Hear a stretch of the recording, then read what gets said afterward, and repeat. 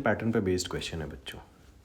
तो single slit के लिए बेसिकली हमको क्या याद करना पड़ता है कि जो फॉर्मूला हमने n d lambda by t bright fringe के लिए लर्न किया था YDSE में, वो यहीं डार्क की पोजीशन आ जाती है। पहली बात तो इसको भी लर्न करने का ट्रिक मैं कई सारे वीडियोस में बता चुका हूँ कि सिर्फ फ्रिंज विड्थ याद रखो, D lambda by D, capital D पहले, जैसे इंग्लिश का कोई सा भी वर्ड लिखते हो तो पहला लेटर आप लार्ज लिखते हो, कैपिटल लिखते हो, फिर उसके बाद स्मॉल लिखते हो।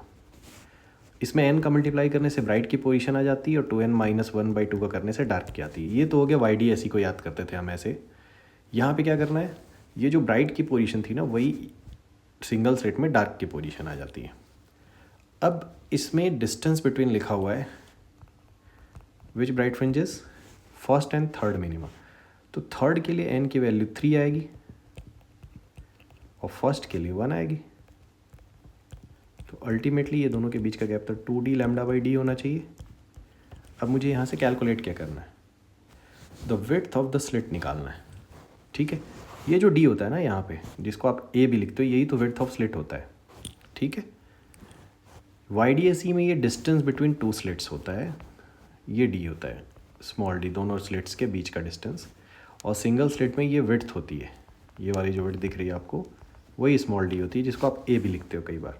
तो यहाँ से अगर मैं d निकाल दूँ तो आ जाएगा 2d lambda by del y and that will be your answer. Just put the value. d का मतलब स्क्रीन की डिस्टेंस 1/2, 50 सेंटीमीटर को 1/2 मीटर लिख सकते हैं। लैम्डा की वैल्यू है 6000 एंगस्ट्रॉम, 10⁻⁻10। और डेल वाई, दोनों के बीच का जो गैप गिवन है वो है 3 मिलीमीटर। बस ये आपका आंसर है। 6000/3 की वैल्यू आती है 2000, तो मैंने इसको 6/3 को 2 लिखा। 10⁻⁻, अलग हैंडल कर लेते हैं हम लोग। ये 3, ये भी 3 ऊपर जाके प्लस हो जाएगा 6 में से 10 माइनस कर दो, -4 मीटर। अब मुझे इसको कंपेयर करना है x इंटू 10⁻⁻4 से, तो x जो है वो 2 है बेसिकली। ये जो गैप है, ब्लैंक जो है वो 2 है।